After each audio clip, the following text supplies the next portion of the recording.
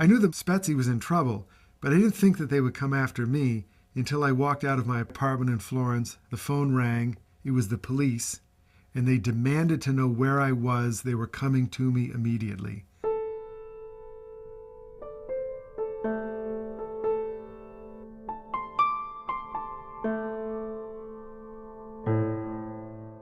When I was 13, I spent a summer in Italy. And ever since then, I'd wanted to live in Italy. And when I got married to my wife, we talked about the possibility of someday moving to Florence. And in the year 2000, we finally did it. And we began our Italian adventure.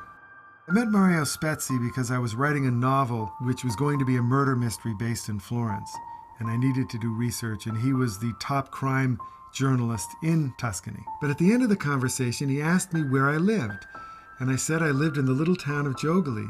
And he said, Giogli. I know that town very well. One of the most horrific murders in Italian history took place in an olive grove in that town. And it turned out that olive grove was right outside our door. Mario started to tell me about the Monster of Florence. This was his great case, the case he had covered from the very beginning. The Monster of Florence was a serial killer.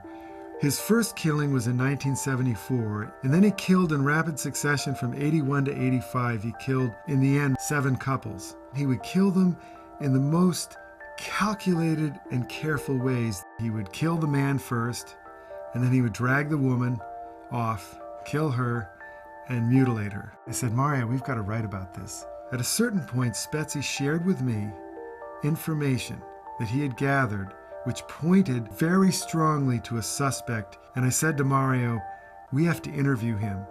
We have to ask him a question. Are you the Monster of Florence?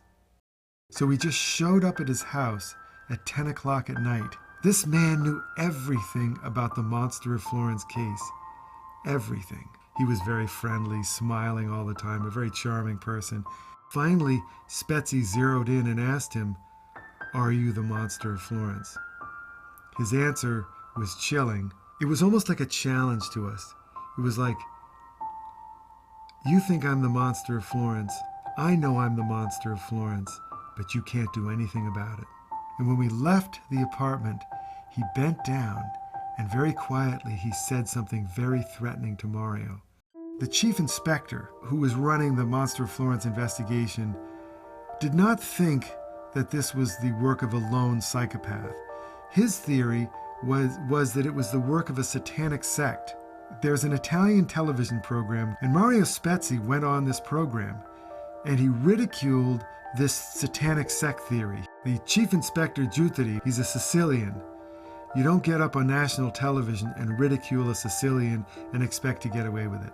The next thing that happened was that Giutteri's squad raided Spezi's apartment, then accused Spezi of participating or being somehow involved in the murder of a doctor who was alleged to have been a member of the satanic sect who were the masterminds behind the monster killings. And then I was later accused of knowing all about this murder and being an accessory after the fact. I was indicted for obstruction of justice, planting evidence, a criminal libel, and I sat there and I thought, my God, I'm never going to see my wife and children again. At the very end of this, the interrogator said to me, I'm going to lift these indictments temporarily to allow you to leave Italy. They will be reinstated later. Meaning, get out of Italy and don't ever come back.